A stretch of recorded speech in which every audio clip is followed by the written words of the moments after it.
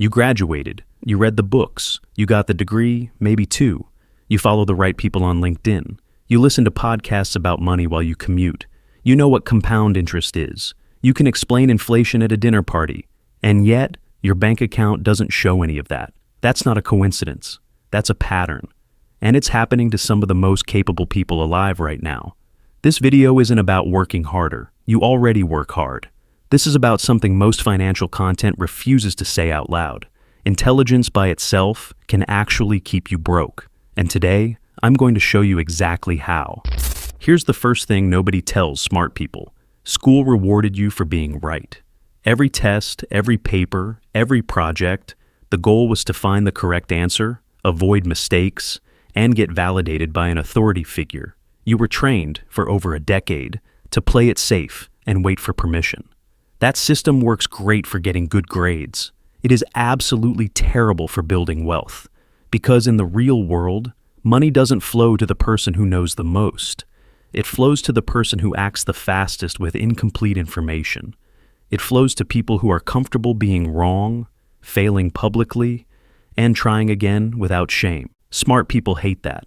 Smart people want to research first. They want to wait until they fully understand something before they commit. They want certainty before they move.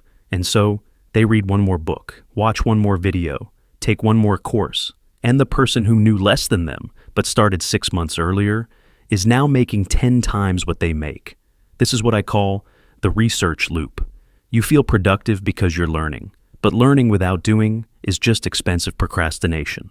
The ROI on your 15th book about investing is almost zero if you still haven't opened a brokerage account. Knowledge is not the bottleneck. Action is. Here's where it gets more personal. A lot of smart people, especially those who grew up in families where money was tight, built their entire identity around being the smart one, the one who was going to make it, the one who was going to figure it out. And that identity feels amazing until you realize it's actually a cage. Because if your sense of self-worth is tied to being smart, then failing at something financial isn't just losing money. It's an attack on who you are. So you avoid trying things you might fail at. You avoid talking about money because you're afraid of looking like you don't have it together. You avoid asking for help because smart people are supposed to already know this stuff. You perform financial competence instead of actually building it. And here's the brutal truth. Rich people are not afraid to look dumb about money. They hire accountants.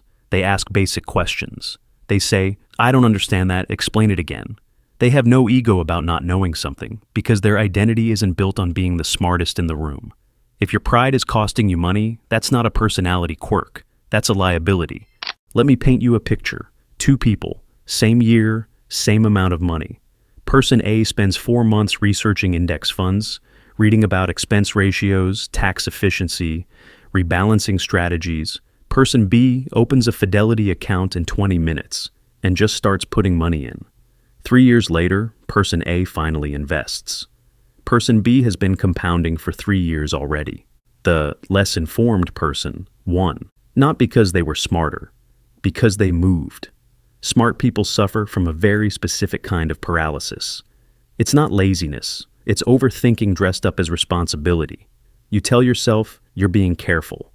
You tell yourself you'll start when the market dips, when you pay off this one card, when you get the raise, when life settles down a little.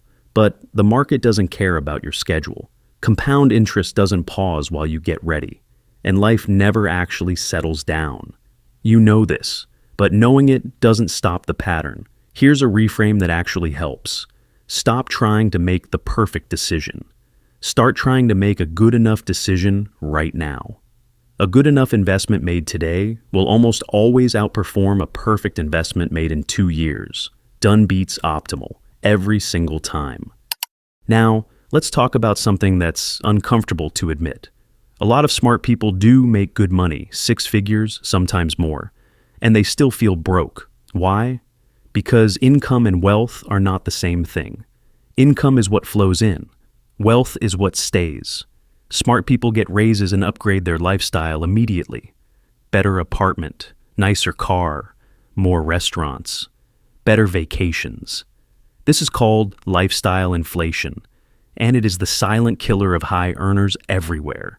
You make more, you spend more, Your savings rate stays exactly the same, 0, or close to it, and it feels justified because you worked hard for this money. You earned the right to enjoy it, and you're not wrong, you did work hard.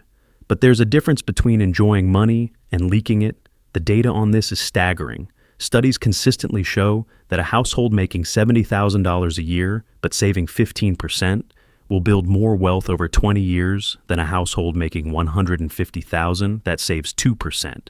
The person earning less wins because they kept more of what they made. Wealth isn't about what you earn. It's about the gap between what you earn and what you spend. Smart people often have a high income and a tiny gap. Fix the gap. That's the game. Here's another one that stings. Smart people are risk averse. They see risk as the enemy. They keep money in savings accounts because it feels safe. They avoid investing in anything that could go down because they can't stomach watching their money lose value on paper. But here's what they're missing.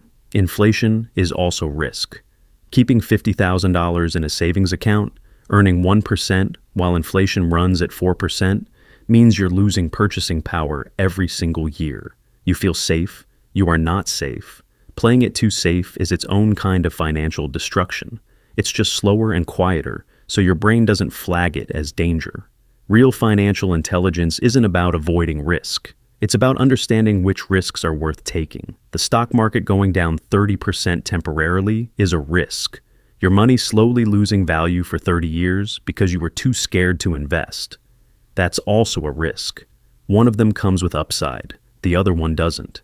Smart people who understand risk in theory often fail to apply it to their own money because emotions override logic the second real dollars are involved.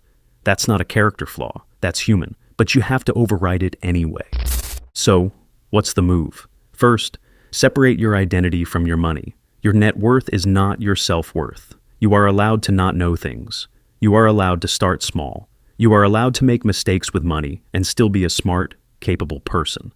Untangle those two things. Second, set a deadline for decisions. Give yourself 48 hours to research a financial move. Then you have to decide. Not perfect, decide. The research window is not infinite. Third, automate what you can. Take your brain out of the equation. Set up automatic transfers to savings and investments the day your paycheck hits, before you can think about it, before lifestyle inflation can touch it. Automation beats willpower every time. Fourth, measure the right thing. Stop measuring your income. Start measuring your savings rate, your net worth, your investment balance.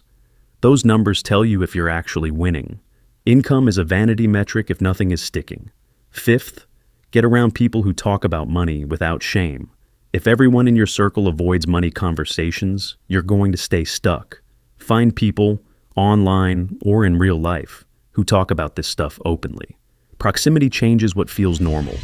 Here's the thing about smart people and money. The skills that make you smart in school, caution, analysis, perfectionism, those are not the skills that build wealth, and nobody warned you about that.